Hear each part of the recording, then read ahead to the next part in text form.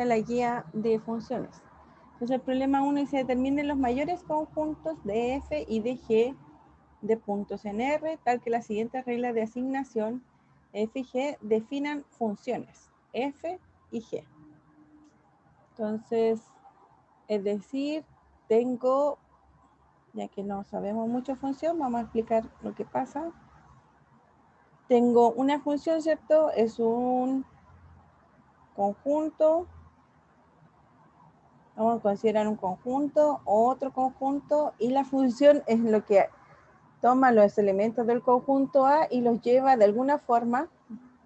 Esta es la función. Llevarlo de alguna forma es la función que toma los elementos de este conjunto y los transforma en elementos de este conjunto. Esa es la definición de función. Entonces, para todos los elementos, si uno lo quiere escribir más formalmente, para todos los elementos X que pertenecen a, existe un Y que pertenece a B, tal que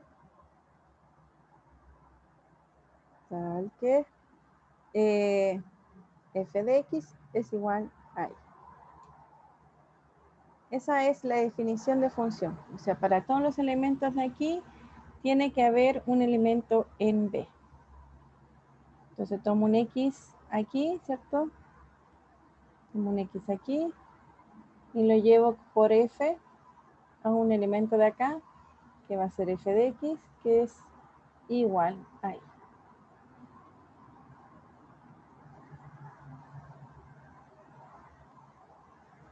Vamos a decir que este es Y. Entonces, la imagen de f, ¿cierto? El valor que toma X va a ser el valor de Y. Entonces, algebraicamente, decir una función es decir esa proposición.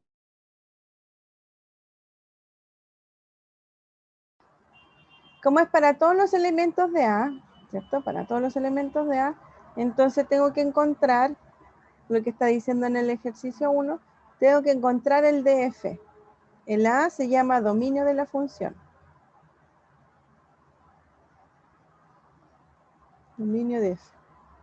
Entonces aquí voy a tener f, que va a ir de f a los reales, ¿cierto?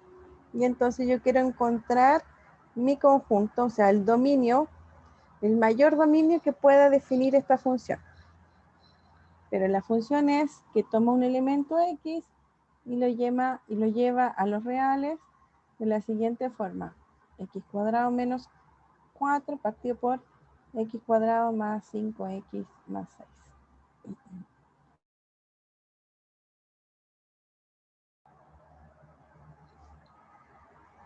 Entonces me piden encontrar el dominio de esa función. Pero esta función, ¿qué va a hacer? Tengo que encontrar los elementos X tal que esto pertenece a los reales. Es decir, cuando esta función racional, ¿cierto? No es un valor real. Hay que resolver esa cuadrática. ¿Cuál? O sea, lo del denominador, El denominador. ¿Para qué lo quiero resolver? para encontrar el dominio. Ya, ¿y por qué me sirve resolver el denominador? Porque ahí, bueno, no sé si estaría bien, pero nos van a dar dos números y esos números no pueden hacerse cero. Entonces, eso sería el dominio. Exacto, muy bien. Claro, porque yo quiero que el recorrido, ¿cierto? O sea, la función sea un valor real. Cuando esto no es real, esto va a Cuando ser no se hace cero. cuando no se hace cero el denominador, ¿cierto?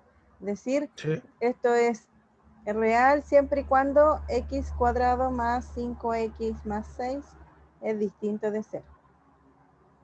Y entonces uno hace lo contrario, ¿cierto? Uno toma la ecuación y ve cuándo es igual a 0. Y ahí elimino esos elementos. ¿Y qué valores pueden ser esos? 3 y 2. 3 y 2, es decir, x más 2 y x más 3, ¿cierto? Sí, entonces sería lo contrario, menos 2. O sea, tendrá que ser todos los reales menos el menos 2 y el menos 3. Exacto. En este caso es x menos 2 y x menos 3. Entonces, aquí yo voy a decir de que el dominio de f tienen que ser todos los reales menos el menos 2 y el menos 3. Si yo quito estos elementos del dominio, ¿cierto? Nunca voy a tener al menos 2 y al menos 3 en el denominador y por lo tanto siempre esto va a ser un valor real. Así que mi dominio son todos los reales menos esos 2 puntos. Muy bien. Y ahora hay que hacer lo mismo para el G. ¿Lo pueden hacer ustedes? A ver, les voy a dar unos 5 minutos. O 3, no sé. Hay que encontrar el dominio de G, donde G es igual a la raíz de X partido por X más 1.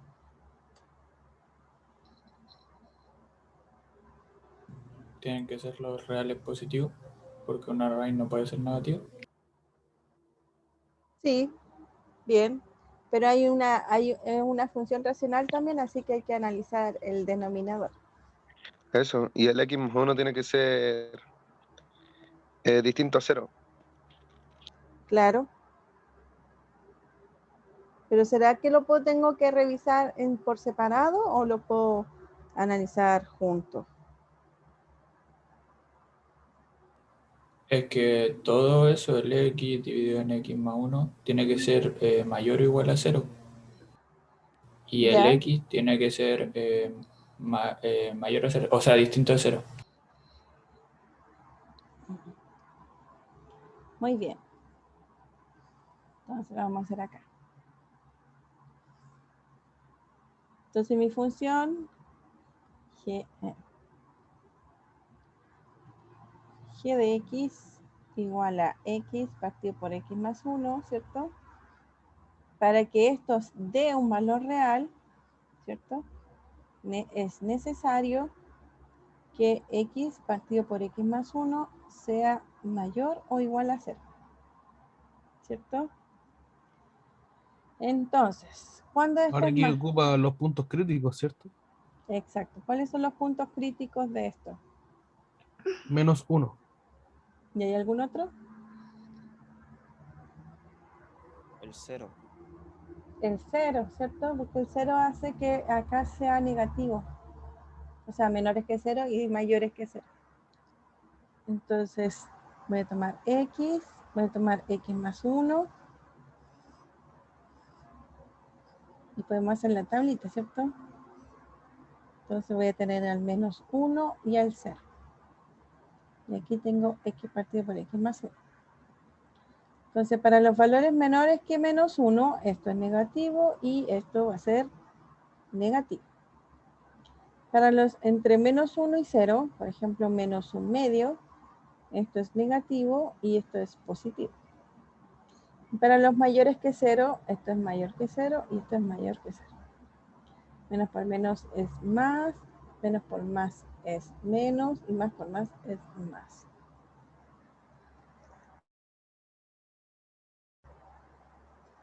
Entonces, como yo quiero que sea mayor que 0, voy a tomar este intervalo y este intervalo.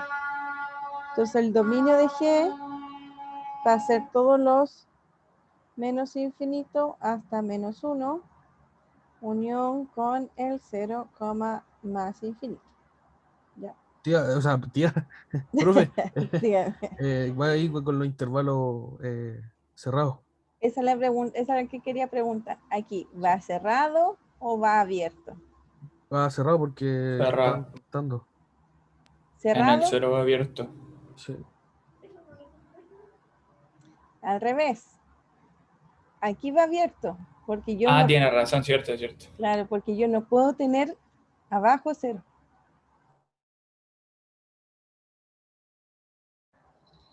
Y si x vale menos 1, esto se hace 0. Entonces me queda denominador 0 y no es un Ah, valor verdad, sí. real. Entonces no verdad. puede valer menos 1. Y en el 0, aquí me queda 1, así que no hay problema. Y aquí me queda 0 y yo quiero, puede ser 0 también, así que queda aquí cerrado. Entonces es el dominio máximo para la función g.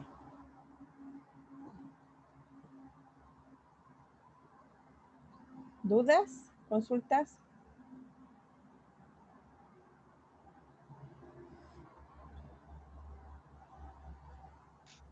Todo ¿Por claro, qué se profe. incluyeron 3 valores en la tabla de valores?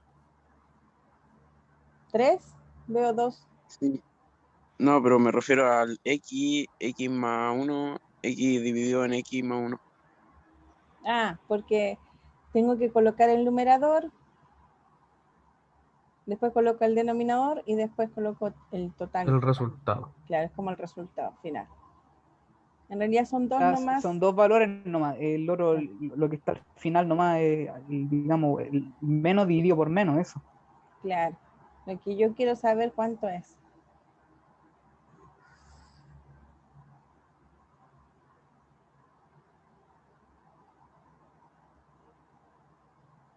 Muy bien. Entonces, por eso aparece esa tabla así. Y aquí entonces tenemos los dos, la primera parte, determine los mayores subconjuntos de puntos en los reales, tal que la siguiente regla de asignación, f y g definen una función. La segunda dice, determine de forma explícita la preimagen del conjunto 0 en ambos casos. ¿Qué cosa es la preimagen? Es como el recorrido, ¿no? Esa es la imagen, pero la preimagen,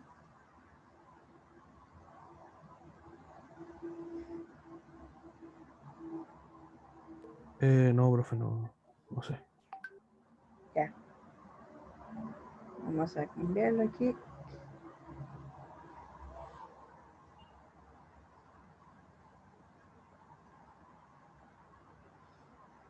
Ahí.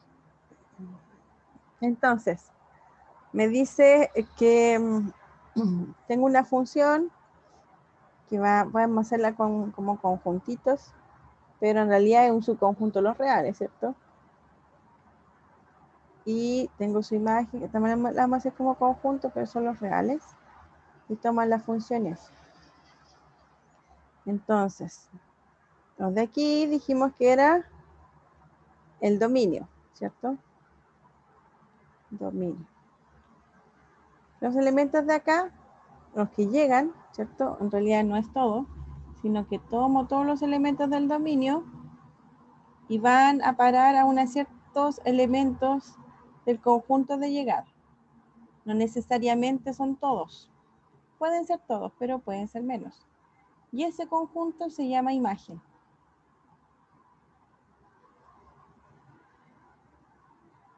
Ahora, si estoy parada aquí y yo digo, me pongo existencial y digo, ¿quién soy? ¿De dónde vengo? Entonces tengo que mirar para atrás, ¿cierto? Si yo tengo un punto aquí y este punto va a ser mi aquí, ¿cierto? Porque siempre va a venir de algún lado, porque está en la imagen de la función. Y este punto se llama preimagen de I. Preimagen de I. Profe, ¿Sí? allá en la derecha, o sea, lo que está en el círculo verde, el recorrido, porque es el recorrido, lo que está en el verde, que es la imagen, lo que está en el Imagen círculo, o recorrido, sí. Eso es ya, que y lo está. que está por fuera del círculo verde, ahí dentro del círculo negro, el codominio, ¿no? Sí, claro, el codominio es todo. Sí, todo es como R, claro, pero cuando uno toma y analiza a dónde va la función, claro, ahí uno encuentra su imagen o su recorrido. Y cuando uno habla, bueno, hay una propiedad que yo creo que eso lo van a ver después, es que cuando uno dice que el codominio es igual a la imagen, va a ser sobreyectiva. Es decir, si todos los elementos que llegan acá van a parar a todo nuestro conjunto del codominio, entonces digo que la función es sobreyectiva. Pero es una propiedad. No, por eso digo que no siempre llega a todo y puede llegar a menos. Entonces, la preimagen de un punto, como yo estoy colocando aquí mi punto I, digo cómo, de dónde soy, de dónde vengo, y miro para atrás, ¿cierto? Entonces, mirar para atrás es considerar una función f a la menos 1. Pero en el punto solamente. Después vamos a ver de que esa función algunas veces vale para todos los puntos y se llama función inversa. ¿Ya? Pero no necesariamente la función inversa existe para todas las funciones. Entonces, pero sí existe la preimagen. La preimagen, y se escribe igual, eso es lo malo. La preimagen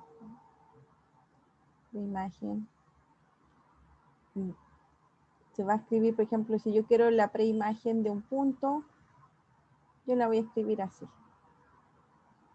Entonces, puede ser que la preimagen sea un punto. Pero puede ser que la preimagen sean 2 puntos. O más de 2. Por eso se llama preimagen el valor, porque es de dónde vengo. Profe, ¿Sí? más de 2 porque todas esas preimágenes le corresponden a una misma imagen. Exacto. Sí. Por ejemplo, la función f de x igual a x cuadrado. ¿Ya? Si ahora yo analizo yo puedo preguntar, ¿cuál es la preimagen del 2? No, del 4. Ya di la respuesta. ¿Cuál es la preimagen del 4? O sea, ¿qué valor al cuadrado me da 4? ¿Cierto? 2. 2. ¿Hay algún otro? Menos 2. Menos 2. ¿Ves? Entonces la preimagen es un conjunto y en este caso va a tener 2 elementos para esa función. Entonces no siempre las preimágenes van a ir de un punto a un punto. Puede haber de que haya más de un punto en este caso, como en este caso, x cuadrado. Yo le puse el 4, pero fíjense que en la preimagen para cualquier punto del x cuadrado voy a tener 2 puntos, ¿cierto? Por ejemplo, el 9, el 3 y el menos 3, el 16, el 4 y el menos 4. Y si no son exactos, van a ser raíces, ¿cierto? Y va a ser la raíz positiva y la raíz negativa. Por ejemplo, 2, la raíz de 2 y menos raíz de 2. Que todos los valores van a tener 2 preimágenes. Pero en este caso, esa es la preimagen. Ahora me dicen, ya, ¿se entendió lo que es la preimagen?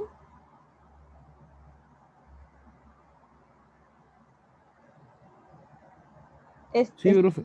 Ya, es pararse en la imagen y preguntar de dónde vengo.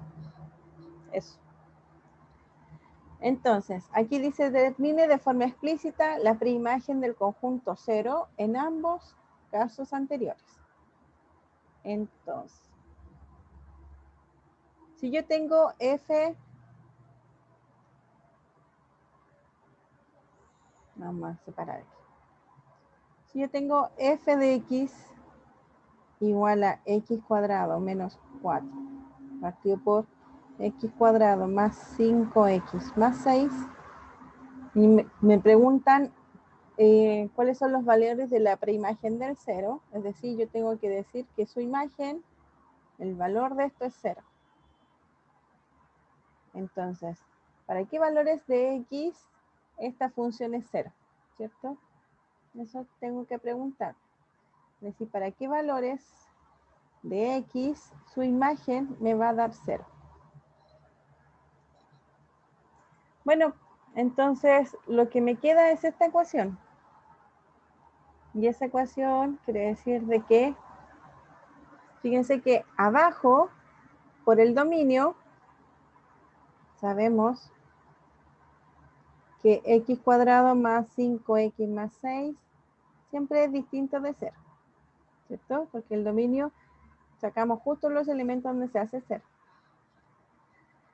Así que no hay ningún problema y no deberíamos pensar que me dé 0 en el denominador, porque eso es otra cosa. Para que me dé 0, ¿cierto? Tengo que pensar para qué valores de x el numerador me da 0, ¿cierto? Es decir, tengo que ver que x cuadrado menos 4 es igual a 0. Y eso es x menos 2 y x más 2. Entonces, x es igual a menos 2 y x igual a 2. Entonces, la preimagen del 0, y la voy a escribir así, tengo que escribirla entre llaves porque es un conjunto. Las preimágenes siempre se ven en conjuntos, no en elementos. Entonces, por eso coloco entre llaves el 0. Entonces, la preimagen del 0 va a ser el conjunto menos 2 y 2.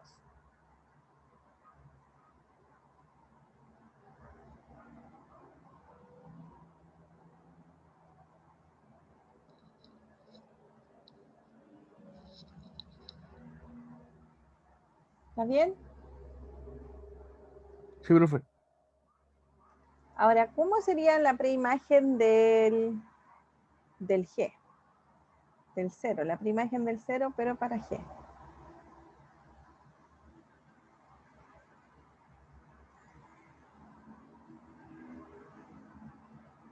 Ahora yo tengo que G de X es igual a la raíz de X partido por X más 1. Yo quiero encontrar los valores de X tal que su imagen me da 0.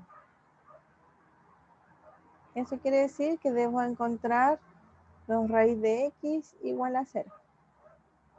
Entonces, ¿cuánto vale X? X, ¿no? No, 0. 0. Eso. X vale 0. Profe, ¿Sí? ¿por qué solo vemos el numerador? Porque en el... ¿Para qué? Profe, ¿será porque en el denominador ahí sacamos el dominio o no? Es que Claro, si el denominador se te hace 0 es una indefinición. eso, gracias. Claro, yo para qué valores es 0. Acuérdense que 0 se puede escribir como 0,2, o sea, 0 partido por 2, 0 partido por 1000, ¿cierto? Pero es distinto a 0 partido por 0, ¿no? Porque esto está indefinido y esto es un valor real. Entonces, para que sea 0, esto, ¿cierto? Solamente tengo que ver el numerador. Y aún aunque yo vea el denominador, ¿cierto? Acuérdense que nosotros por el dominio sacamos los elementos donde se hace 0. Así que esto de aquí en realidad nunca va a pasar. ¿Por qué? Porque el dominio no está el menos 1. Para que sea función, ¿cierto? Tiene que estar bien definida y si coloco 0 en el denominador no es un valor real. Por lo tanto no estaría bien definido. Y por eso entonces veo solo el numerador. Gonzalo, levanto la mano. Profe, una pregunta. Dígame. Respecto a f de x, ¿puede tomar menos 2 también? Porque si toma menos 2, el denominador se hace 0. Sí, por eso el conjunto es menos 2 y 2. Vale. Sí.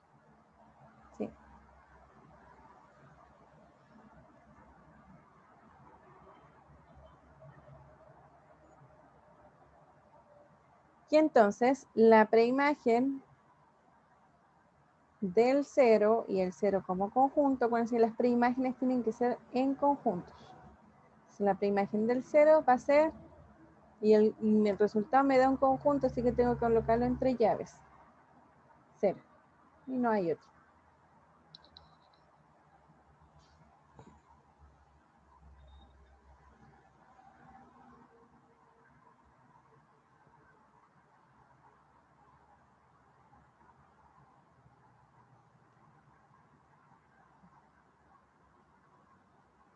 Ya, esta de inyectividad y sobreyectividad, yo creo que ya es mucho decir por ahora porque estamos empezando recién a ver lo que es función.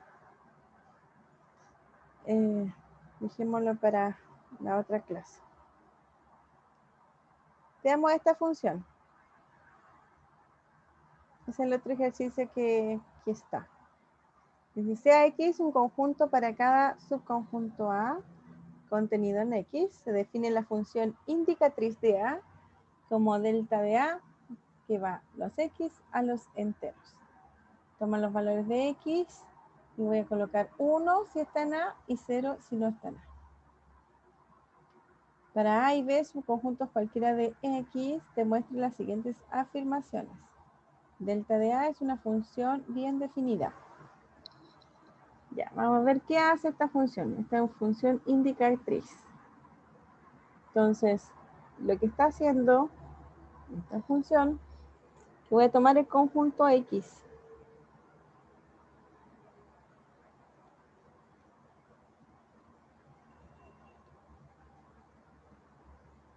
Ya. Y entonces, a ver, no, vamos a hacerlo de otra forma. Consideremos X igual a 1, 2, 3, 4, 5, 6, 7, 8, 9. Ese. Vamos a considerar A igual a 1, 2, 3, 4, 5. Entonces, la función indicatriz en delta A dice que toma valor en X, que en este caso es este conjunto, y lo lleva a los enteros. Fíjense que toma los enteros, pero en realidad el resultado son 2, 0 y 1. Entonces, como es una función con los conjuntos son discretos, ¿cierto? Son finitos y discretos. Entonces puedo tomar exactamente cada uno de esos valores. Por ejemplo, vamos a escribirlo acá. ¿Cuánto es delta A de 1? ¿1 está en A? Sí, entonces vale 1. ¿Cuánto es delta A de 2? ¿2 está en A? Sí, vale 1. ¿Cuánto es delta A de 3? ¿3 está en A? Sí, 1. ¿Cuánto es delta A de 4? ¿Está en A? Sí. Delta A de 5.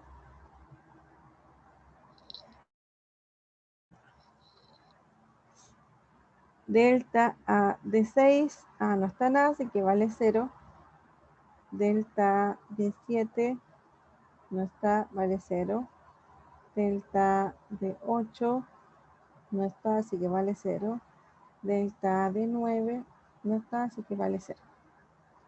Entonces, si uno lo quiere graficar, en estos son puntitos, así que no hay mucho que graficar. Pero voy a tener el 1, 2, 3, 4, 5, 6, 7, 8, 9.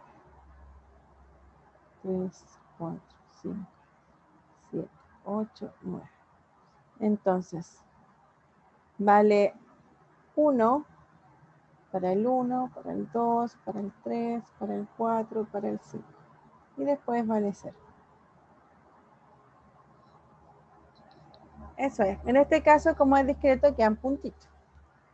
Si ahora nosotros consideramos otro conjunto, por ejemplo, X igual a 1,2. Ya, bueno, vamos a poner 0,2. 0,2. Ya, 1,2. Entonces, si ahora lo vamos a graficar, ¿cierto? Ya no lo vamos a poner punto por punto porque son intervalos. Entonces voy a tener el 0 hasta el 2. Y entonces el A es del 1 hasta el 2. Entonces entre 1 y 2 vale 1. Ahí. que entre 0 y 1 vale 0. Y en 1 vale 0.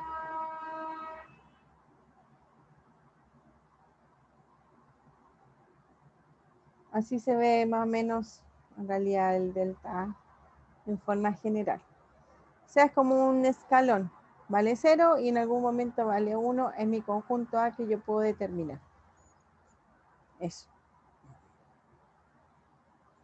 Entonces, primero dice delta A es una función bien definida.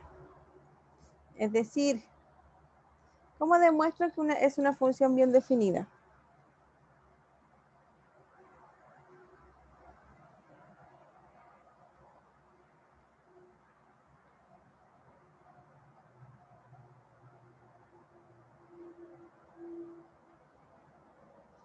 Bueno, tenemos que probar que vale la proposición que les había dicho antes. Para todo, a ver, la función,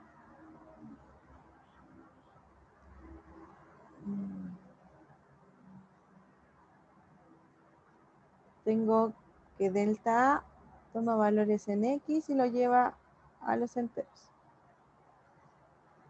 Entonces, tengo que probar que para todo X que pertenece a X, existe un Z que pertenece a Z, tal que delta de A de X es igual a Z.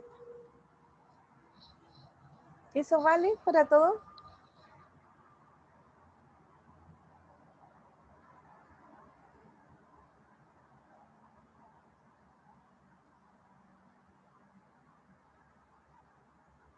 ¿Está bien esa definición? ¿Esa proposición? Para esta función. Sí, profe. ¿Sí? ¿Por qué?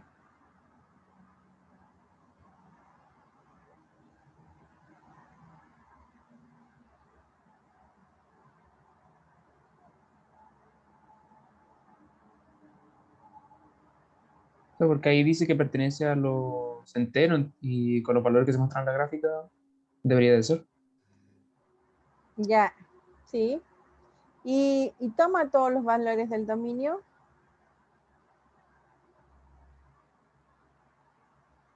Pero acuérdense que dice, para todos los elementos del dominio existe un elemento en la imagen, ¿cierto? Tal que vale algo. O sea, todos no los toman, eso sí. ¿Los toma todos los del dominio o no? No. ¿No? ¿Cuáles toma?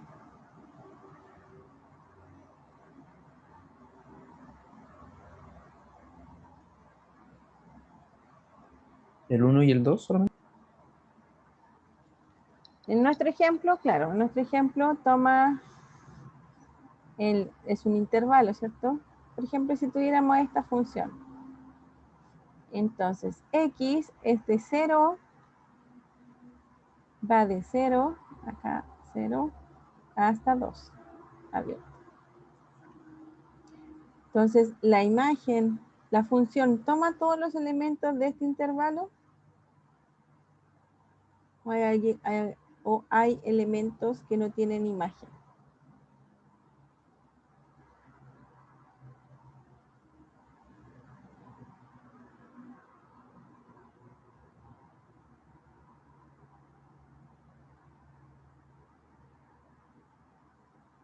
Ahí yo no cacho.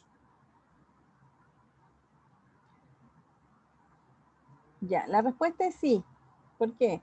Porque si yo tomo mi conjunto X, que va de 0 a 2, por ejemplo, estoy tomando todos los elementos y veo, ¿este está en nuestro conjunto A que estoy considerando? No, entonces le doy valor 0.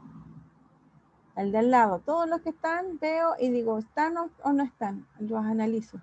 Todos, todos, todos, todos. Y si no están, entonces le coloco un valor 0, que es un elemento entero, ¿cierto? Y a los que están les doy el valor 1, que también es un elemento entero. Así que no les doy a todos el mismo valor, ¿cierto? Pero les doy dando valores distintos siempre y cuando está en el conjunto fijo A o no. Porque hay que pensar de que la A es un subconjunto de X.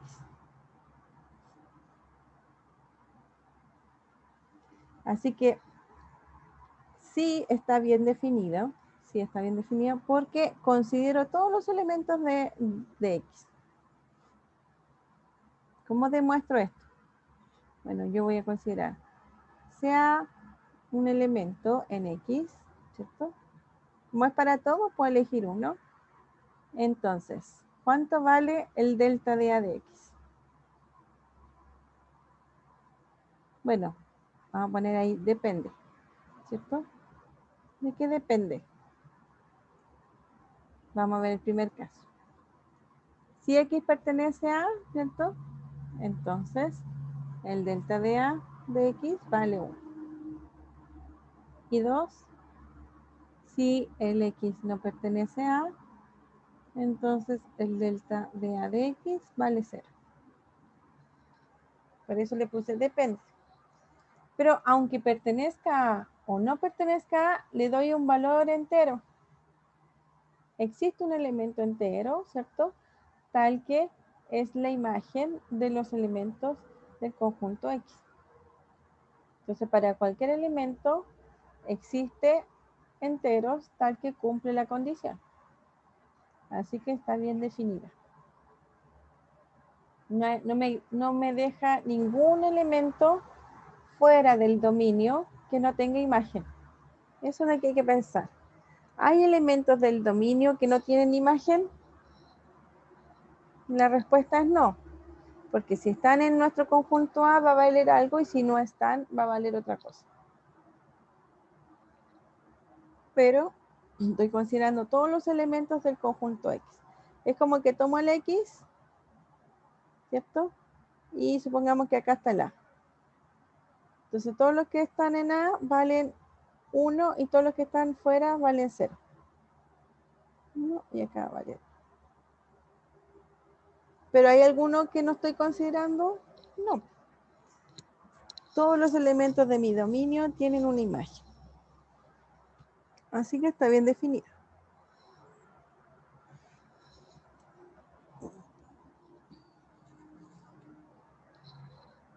¿Está claro eso?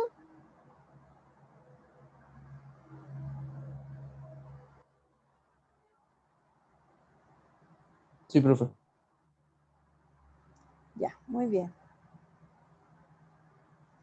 Después dice, para todo X que pertenece a X, delta de A inter B es igual a delta de AX por delta de BX. ¿Cómo podríamos demostrar eso?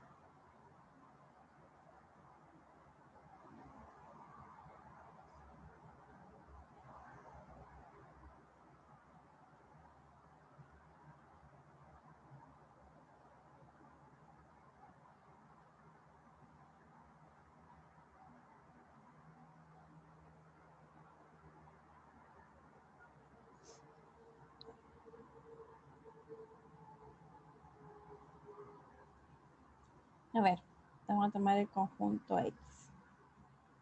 X. Y entonces aquí yo voy a tener el conjunto A. Y aquí voy a tener el conjunto B. ¿Cierto? Y entonces aquí va a estar la intersección.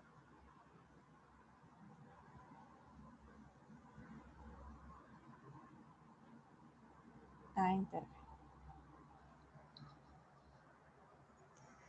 Entonces, veamos qué cosa es delta. Vamos a tener que hacerlo por caso. Lo único que se me ocurre. Sea, como dice que es para todo X, sea X que pertenece a X. Entonces, tenemos muchos casos. El primer caso, X pertenece a A, ¿cierto? El segundo es que X pertenezca a B. O el tercer caso, que X pertenece a unión B complemento. ¿Será que hay otro caso? ¿O hay casos entre medios? Tomé un elemento que estaba en A, Un elemento que está en B y uno que está afuera. ¿Hay algún otro caso?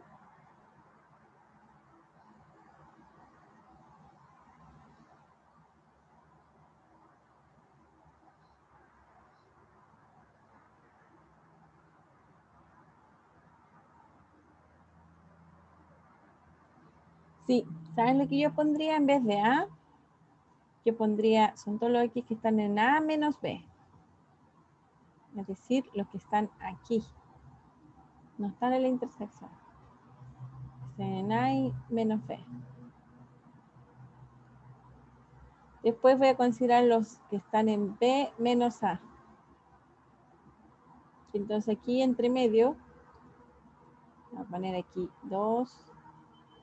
Este se va a convertir en 3. Este se va a convertir en 4.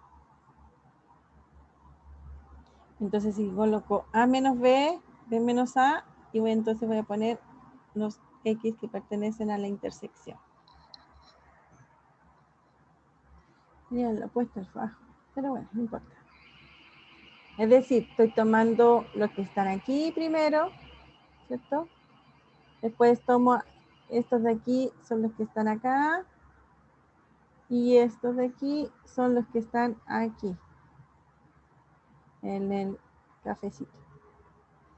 Y estos de aquí son los que están aquí.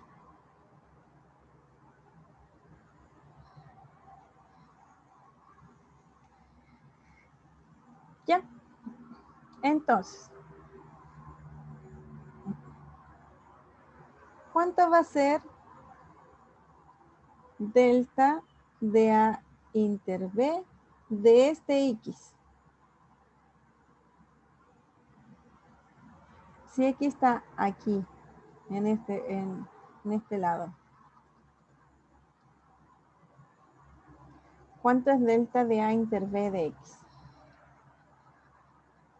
Fíjense que este delta da el valor 1 para los elementos que están en la intersección y da valor 0 para los elementos que no están en la intersección. Este elemento X no está en la intersección, está a este lado. Entonces vale 0.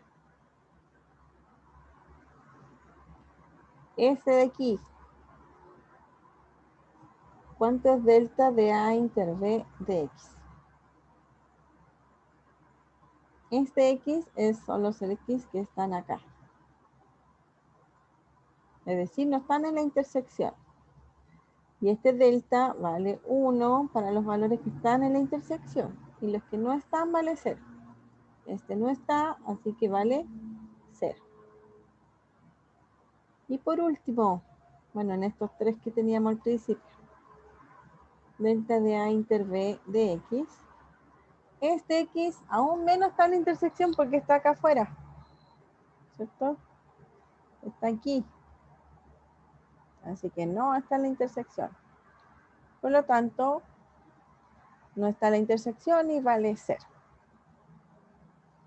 Entonces ahora vamos a ver el último que agregué, que son los delta que están en la intersección, y estoy diciendo que X está en la intersección. Así que este es el único caso que vale 1. Entonces por un lado tengo esto. ¿Ya? Voy a poner un margen aquí. Por un lado tengo esto. Ahora voy a calcular cuánto vale delta de A y delta B para cada uno de ellos. Delta A de X, fíjense que son los elementos que están en A y no están en B, así que están en A. Por lo tanto, para estos elementos, el delta de A vale 1. Vamos a hacer este de acá. Este está en la intersección, en particular está en A, así que también vale 1.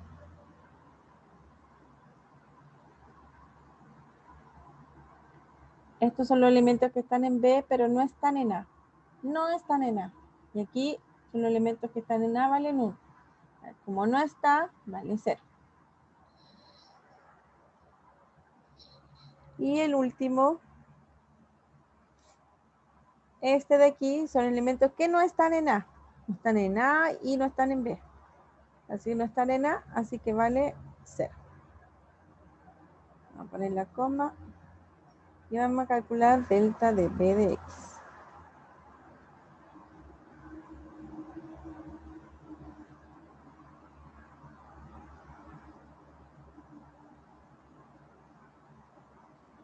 En el primer caso, son los X que están en A y no están en B. Así que el delta B de X vale 0 porque no está en B. Estos son los que están en A y están en B. Ah, están en B. Así que esto sería 1. Estos son los que están en B y no están en A. Están en B. Así que 1. Y estos son los que no están en B y no están en A. Pero no están en B. Así que sería 0. Por lo tanto, ahora vamos a hacer la multiplicación. Si ahora en vez de coma voy a multiplicar, multiplico cada uno de ellos.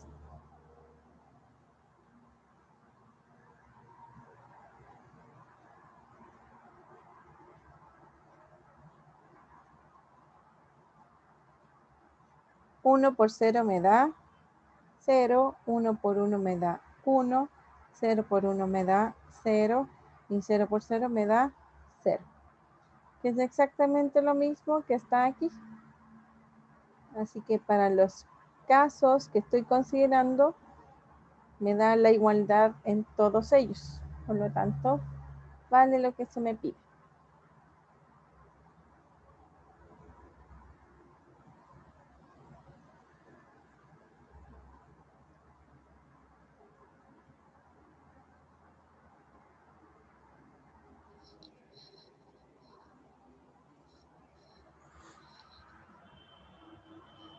¿Está bien? ¿Claro?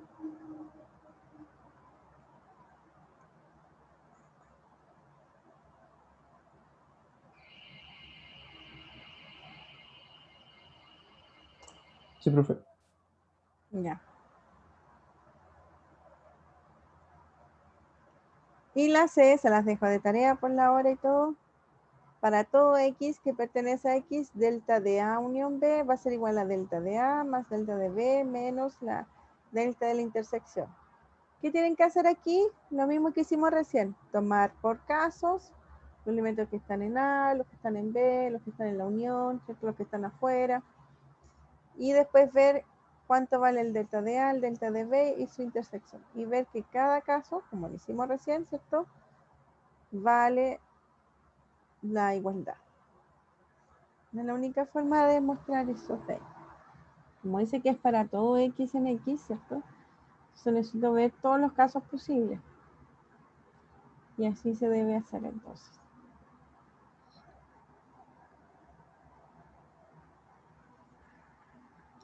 Ya, eso. Nos vemos. Que estén bien. Chao.